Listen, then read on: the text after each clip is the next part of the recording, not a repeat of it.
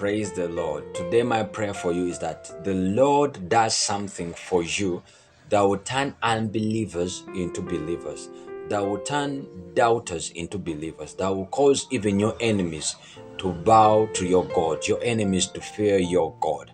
We can see it from Daniel, chapter 3, from verse 8 to 30. You can read the whole story.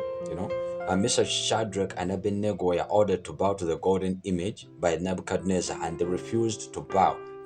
They were cast into the fire because Nebuchadnezzar was very angry, and he ordered that they increase, that they hit the furnace 7 times. It was too hot that the people that the guys who went like to put up the fire, to increase the fire, they died.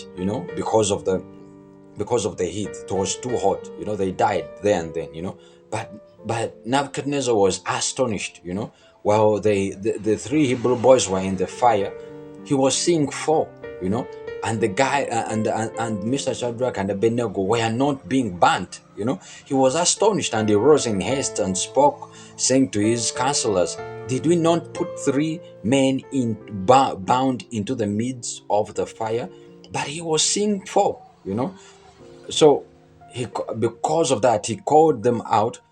An amazing thing, he called them servants of the Most High God.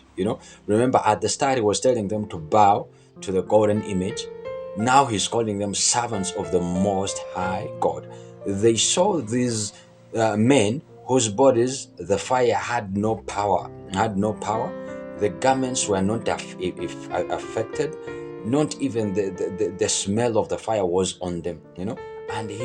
And because of what the Lord had done for Mr. Shadrach and Abednego, he made a decree that any people, any nation, or language which speaks anything against their God shall be cut in pieces, and their houses shall be burnt, shall be made a hardship, because there is no other God who can deliver like like the God of Mr. Shadrach and Abednego.